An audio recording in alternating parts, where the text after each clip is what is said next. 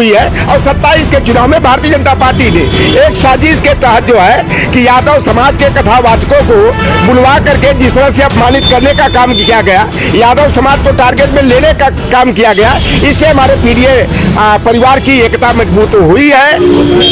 इटावा में कथावाचकों के साथ मारपीट का जो मामला सामने आया है, उसके बाद क्या 2027 विधानसभा चुनाव में इसका असर देखने को मिलेगा, क्या कहते हैं आप? देखिए, इटावा के बर्थना विधानसभा और बकेवा थाना अंतर्गत जो है कि दादरपुर गांव में 23 जून को कथा भागवत कहने वाले जो हमारे पीडीए परिवार के मुकुटमणि यादव रहे हैं, उनके साथ जिस तरह से मारपीट करने का, सर मुंडन कराने का और उनकी चुरकी काट करके जो है ब्राह्मणी के पैर पर नाक रगड़वाने का काम किया गया। और शुद्धिकरण के लिए पहले तो गोमूत्र और गंगा जल का प्रयोग किया जाता था, लेकिन 23 जून को जो है कि ब्राह्मणी के मूत्र से, जो जजमान के रूप में थी रेणु तिवारी, जयप्रकाश तिवारी की पत्नी, उसके मूत्र को छिड़क करके और यहाँ तक कि पैंटी से मुंह पोंछ करके उनका शुद्धिकरण कराने का काम किया गया। और जो 23 जून का जो घटनाक्रम हुआ कि यादव समाज के ऊपर कहा गया कि ये कथावाचन का काम, भागवत कथा कहने का काम नहीं करना चाहिए, इससे हमारा पीडीए परिवार की ताकत में वृद्धि हुई है। और निश्चित रूप से 2027 के चुनाव में लगभग 2.5 से 3% जो है कि वोट में हमारे वृद्धि हुई है। और 27 के चुनाव में भारतीय जनता पार्टी ने एक साजिश के तहत जो है कि यादव समाज के कथावाचकों को बुलवा करके जिस तरह से अपमानित करने का काम किया गया, यादव समाज को टारगेट में लेने का काम किया गया, इससे हमारे पीडीए परिवार की एकता मजबूत हुई है। और भारतीय जनता पार्टी जो है अब कोई भी डैमेज कंट्रोल का काम कर ले, उसमें वो सफल नहीं हो सकती। क्या यादव समाज के लोग कथावाचक नहीं बन सकते? क्या ब्राह्मणी समाज के कथावाचक होने चाहिए? देखिए, भागवत कथा की शुरुआत जो है जोगेश्वर श्री कृष्ण से हुई है, यादव समाज से जुड़ी हुई है। जब जोगेश्वर श्री कृष्ण ही जदवंश में पैदा हुए तो असली कथावाचक जो है यादव समाज के लोग ही होने चाहिए। लेकिन पोंगा पंडितों ने जिस तरह से जातिवाद को बढ़ावा देते हुए यादव समाज के लोगों का मान मर्दन करने का काम किए हैं, यह पूरी तरह से जो है मनुस्मृति के विधान के आधार पर, बंच ऑफ थॉट्स की नीतियों के आधार पर किया गया है। और गीता में जोगेश्वर श्री कृष्ण जी ने साफ तौर पर कहा है कि जन्मना जाते शूद्रा संस्कारा दुजुचिते वेदाध्यायी भवेत विप्र ब्रह्म जानाति ब्राह्मण। तो मैं जानना चाहता हूँ कितने ब्राह्मण जो है कि वेदाध्यायी हैं, कितने ब्राह्मणों को ब्रह्म ज्ञान है। अगर उन्हें ब्रह्म ज्ञान नहीं है तो दुबे चौबे तिवारी ओझा झा पाठक माथुर के घर में पैदा होने से वह ब्राह्मण नहीं हो सकते।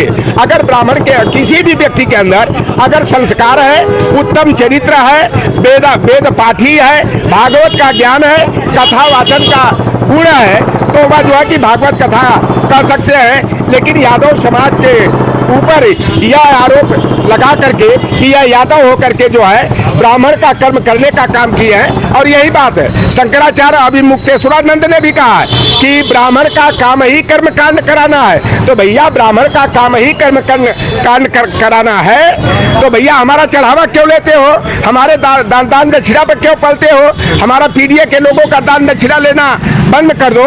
और आज अभिमुक्तेश्वरानंद ने एक बहुत ही गलत बात कहा है कि संविधान ने तो 2 वर्गों में बांट दिया है, सामान्य वर्ग और आरक्षित वर्ग। तो भैया अभिमुक्तेश्वरानंद आपको मालूम होना चाहिए कि 2019 में जो है सामान्य वर्ग यानी कि ब्राह्मण राजपूत भूमिहार जातियों को भी सुदामा कोटा के अंतर्गत EWS के अंतर्गत 10% आरक्षण दे दिया गया। तो अब आरक्षित अनारक्षित का मामला कहां से रह गया? सामान्य वर्ग और आरक्षित वर्ग का मतलब कहां से रह गया? अब यह देश जो है बाबा साहेब भीमराव अंबेडकर के संविधान से चल रहा है। मनुस्मृति के विधान को थोपने का प्रयास किया जाएगा तो यह इसी तरह उबाल मारेगा जैसे गेंद को दबाने के बाद वह उछाल मारती है। तो जिस तरह से हमारे यादव समाज के कथावाचकों का सिर मुंडन करा करके, उनकी चुरकी काट करके और मूत्र विसर्जन करके, छिड़काव करके जो है उनका शुद्धिकरण करने का काम किया गया है, यह बेहद निंदनीय है, शर्मनाक है। और हमारे यहाँ एक बात कहा जाता है कि चुटिया लुटिया और खटिया खटिया ये आदमी के मान सम्मान और स्वाभिमान का प्रतीक होता है। तो यादव समाज के जो कथावाचक रहे हैं, अगर उनका चुरकी काट दी गई, उनका सर मुंडन करा दिया गया, तो यह स्वाभिमानी व्यक्ति के लिए मौत के समान होता है। और मैं तो अपने पीडीएफ परिवार के लोगों से निवेदन करूंगा, आग्रह करूंगा कि जो हमारे मान सम्मान का विरोधी है, हमारे अधिकार का विरोधी है, ऐसे तत्वों का जो है हमें पूरी तरह से हर स्तर पर जो है कि बहिष्कार करना चाहिए। यह रामचरितमानस में जो विधान दिया गया है कि पूजा हो विप्र सकल गुणहीना और पूजा हो न शुद्ध गुण ज्ञान प्रवीणा, तो जो रामचरितमानस में गोस्वामी तुलसीदास दुबे ने लिखा है कि ब्राह्मण कितना भी लुच्चा लफंगा कुकर्मी दुष्कर्मी व्यभिचारी अनाचारी है, पाप कर्मा है, मुर्गा मछली शराब कबाब खाने वाला है, वह ब्राह्मण के घर दुबे चौबे तिवारी ओझा झा पाठक चटर्जी बनर्जी मुखर्जी मुखोपाध्याय के घर में पैदा हो गया, वह पूजनीय है। तो यह बात हम लोग कतई नहीं स्वीकार करेंगे। जो गीता में बात लिखी गई है उसी का अनुसरण करते हुए हमारे कथावाचक जो है मुकुटमणि यादव ने चलने का काम किया है। अब यह बाबा रामचरितमानस में दी गई व्यवस्थाओं का हम लोग पूरी तरह से जो है कि विरोध दर्ज कराते हैं, विरोध करते हैं। एक बात 23 तारीख को तो छन करके आई गई कि अभी तक जो भी कथा भागवत कहा जाता था, धार्मिक अनुष्ठान कर्मकांड होता था, तो गाय के गोबर से गौरी गणेश बना करके हमारे पीढ़ी के लोगों को बेवकूफ बनाया जाता था, गोमूत्र और गंगा जल को पवित्र मान करके शुद्धिकरण कराया जाता था। लेकिन 23 जून को इटावा के बकेवर थाना अंतर्गत दादरपुर गांव में जो घटना हुई, उससे साफ हो गया कि अब गोमूत्र और गंगा जल अपवित्र है, ब्राह्मणी का मूत्र ही परम शुद्ध है। अब यही व्यवस्था होगी। अब हमें लगता है कि ये जो कर्मकांडी लोग हैं, अब जो है गोमूत्र गंगा जल का प्रयोग न करके ब्राह्मणी के विष्ठा से जो है गौरी गणेश बनाएंगे और ब्राह्मणी के मूत्र से शुद्धिकरण का कार्यक्रम कराने का काम करेंगे। बहुत अच्छे मिजाज।